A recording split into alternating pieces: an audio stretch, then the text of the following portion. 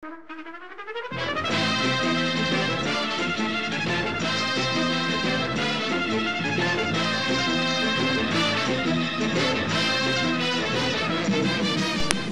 welcome to Emily's Comic Book Show. Boy, it's been a long time, ain't it? What, about 2 years? No, it ain't been that long. Cause you know, where's the king at? What are you doing here?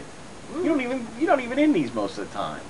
I came back because I want to rule. Okay, whatever. Anyway, welcome to our Death of Wolverine review. And I gotta say, this is like the worst book in the history of comics. I don't know, the Death of Superman was pretty good because at least Superman died heroically. Wolverine did not die heroically. He died very one-dimensionally. He's a very one-dimensional character. I mean, come on. You know, Marvel, this is the best you can do is basically you have him cut the adamantium and he suffocates and dies in it.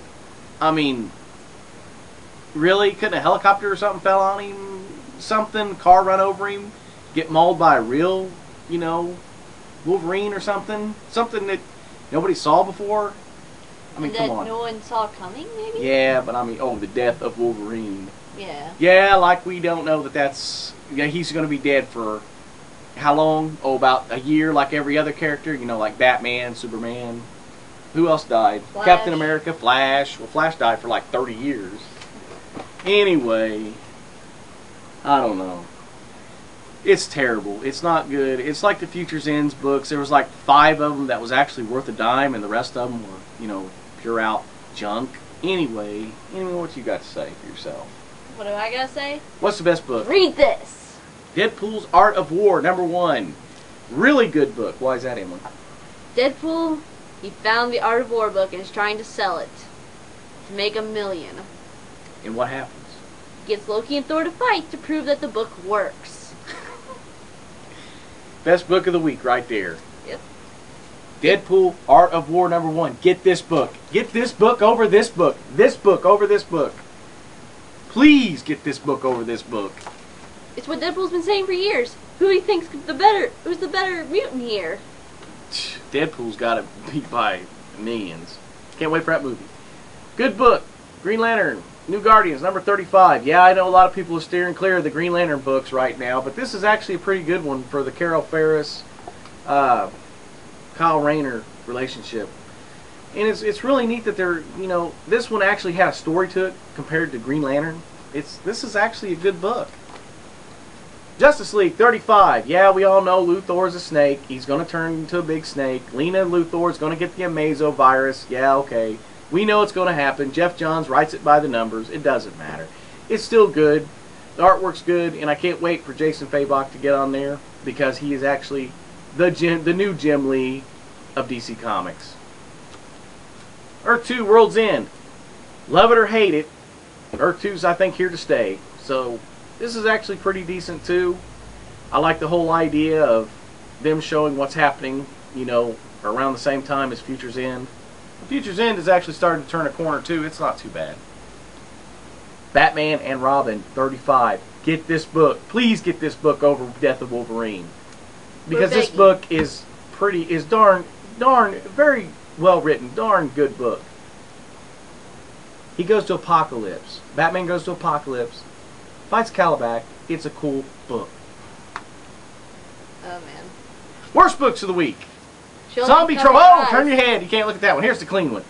Zombie Tramp, #3. It's on 3. What? This is a joke. This makes Adventure Time look like Shakespeare. Anyway, Wow, that's saying something. that says a lot.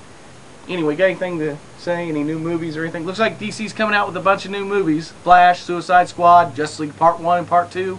Hey, we'll see you next time. We gotta go. See you. Bye-bye. Hello, Mr. Nixon here.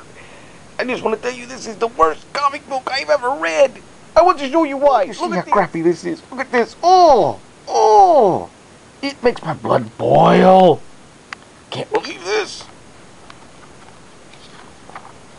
He doesn't do anything. He just slaps some adamantium thing down and it's it.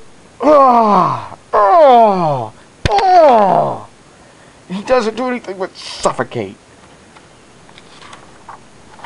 Look, See, he just gets covered in adamantium. That's it. That's it.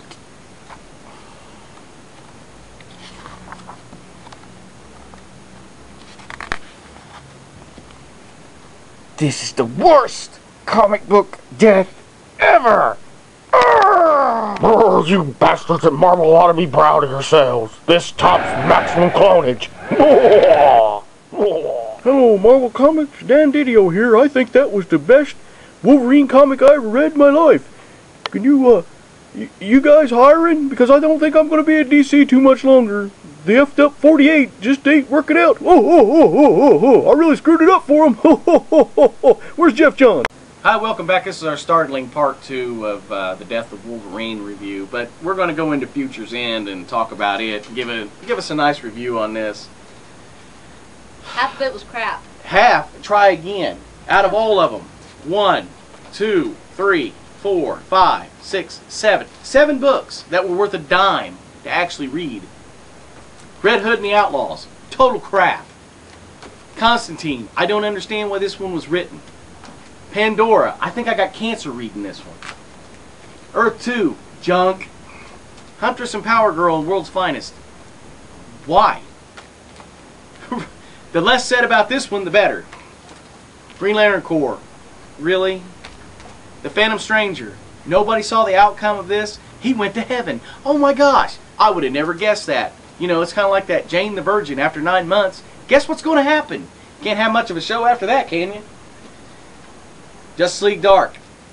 Well, I guess you could have a show after Jane the Virgin after she has a kid. Big lawsuit and her winning a lot of money for getting, you know, artificially inseminated by the robot. Anyway, Justice League Dark. What's the point? Catwoman. What was the point? Supergirl. Not so super. Wonder Woman. It's a wonder this got published. Superman and Wonder Woman. The god-awfulest book I ever, one of the god-awfulest books I ever read. Aquaman and the Others. Woo! Why was that book even published? Nobody even reads the original. Nope. Batwoman. She's a vampire. Big deal. Whoop-de-doo. Harley Quinn. Well, I know why guys got this one. But anyway, big fan base. You know, nobody is even sure if this even takes place in the real DC universe. Do you know? Nope. Good. I don't even read them. I'm just like Mike. I look at the pictures. No. I read half of them. All right. The best books that of the Future's End, the best ones. Go ahead. What you got there? Oh, thank you. Justice League and Justice League United were the only two. They were good only for one reason. Captain Atom. I like seeing that. Of course, it came to the same predictable plot that I knew was going to happen, that Martian Manhunter would go in and give him the Vulcan mind meld or the Martian mind meld, and okay. Anyway, I should be a writer. Batman and Robin. Very good book. Nice. Would you say it's the best of the series? Nope. No, I definitely wouldn't say it's the best of the series. Detective Comics. Like the Riddler thing. It's pretty good. Go ahead. G.I. Zombie. Well, that says it right there. That is cool. And if you're not reading this book, you really need to be. It's actually pretty good. It is a good book. Go ahead. Next one is Superman and Batman. I liked it too, although it's not on the same level as most of them. It's just kind of you know. It was a lot better. Okay. What's the next one? Superman, where it's actually Shazam. And it actually has a plausible reason why the Superman or Shazam becomes Superman. It's very interesting. I suggest you buy this book. a Superman book that's good in the New 52. But it's Shazam. Oh, that explains And the everything. best book of all of them, the best book that nobody talked about, Booster Gold, #1. Why is Booster Gold so big? Why Is it because there were hidden Easter eggs in Man of Steel? Is it because DC's actually figuring out that this is actually a decent character, that he's actually going to show up in other places, and that he's going to be on Arrow, and possibly The Flash? Not just that, but, Booster Gold has something to do with this whole crisis thing that's getting ready to happen. And it's going to be very interesting. I think that you should keep your eye on the old Booster here. And especially some of his older books. For those of you who want to invest in the Booster Gold. So invest in gold. Invest in gold. Yep. Sell me your gold. Because I'll buy it right now. Booster Gold.